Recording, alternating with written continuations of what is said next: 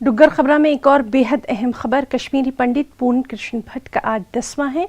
15 अक्टूबर को शोपियां जिले में आतंकवादियों ने उन्हें गोली मार दी थी। पूर्ण कृष्ण भट्ट को श्रद्धांजलि देने के लिए बड़ी संख्या में लोग यहां इकट्ठा हुए हैं।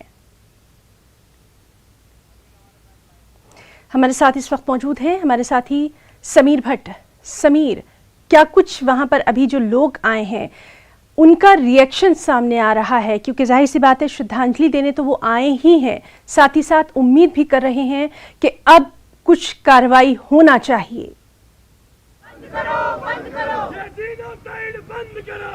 हिना, मैं आपको बताऊं, दो तस्वीरें इस टाइम आप देख सकते हैं। देखिए, मेरे कैमरामैन दिखाएंगे आपको दिवाली की प्रेपरेशंस, दिवाली की तैयारियां हैं। शाम को दिवाली है, हर तरफ खुशियां ही खुशियां हैं। लेकिन दूसरा पहलू देख लीजिए आप। दूसरा पहलू ये है जो सड़कों पे कश्मीरी पंडित आज इस दिवाली के दिन पे, जबकि लोग खुशियां मना रहे हैं, घरों में खुशियां मनाते हैं, लेकिन आज पूर्ण कृष्ण भट्ट का 10वां दिन था और आज जो कश्मीरी पंडित है, एक भारी तादाद में जो देख सकते हैं तस्वीरों में कि ये लोग रोड पर आ गए हैं, सड़कों पे आ गए हैं और जो टारगेट किलिंग कश्मीर में हो रही है, जिसका सिलसिला थमने का नाम नहीं ले रहा है, उसके खिलाफ ये प्रोटेस्ट कर रहे हैं। देख सकते हैं इसमें फीमेल जो पीएम पैकेज के तहत वहां कर रही है, we want justice, stop killing innocents, stop target killings, stop target killings हर जगह, सेव कश्मीरी पंडित। देखिए इसमें मुद्दा क्या है इनका, ये कह रहे हैं कि जो कश्मीरी पंडित है वो स्केपगोट बन के रह गया वहां कश्मीर में। वहां जिस तरह से टारगेट किलिंग्स हो रही है वो बहुत ज्यादा परेशानी का सबब है।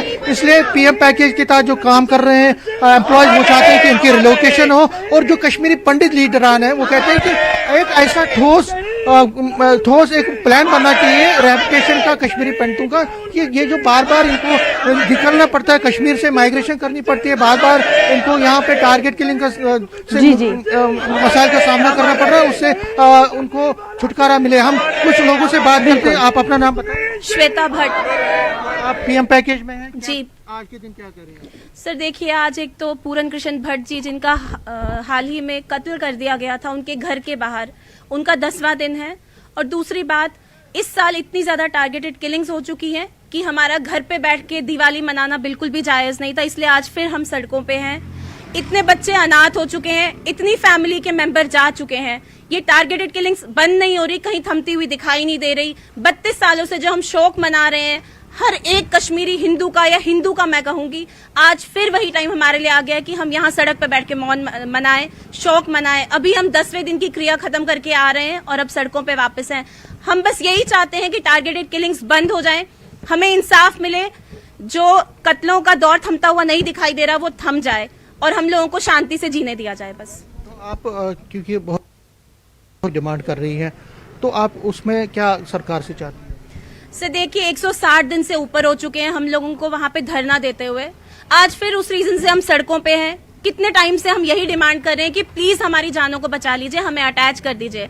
उस पे सरकार ने सैलरी बंद कर दी है, पिछले 3, 4, 5 महीने से सैलरी नहीं आ रही। आज हमारा बड़ा दिन है तो बहुत शर्म की बात है, जहां पूरा देश क्या पूरी दुनिया दिवाली मना रही है, हमारे बच्चे बेचारे पटाखों के बिना, मिठाई के बिना घर पे बैठे क्योंकि उनके पेरेंट्स की जेबें खाली हैं। एक और हमारे कश्मीरी पंडित लीडर हैं अग्निशेखर, डॉक्टर अग्निशेखर, ये पनू कश्मीर के चेयरमैन हैं। आप भी इस प्रोटेस्ट में शामिल हुए? मैं एक पेरेंट भी हूं और इस कम्युनिटी का एक रेस्पॉन्सिबल पर्सन हूं और बच्चों के साथ हूं। और बच्चे मांग रहे हैं इंसाफ।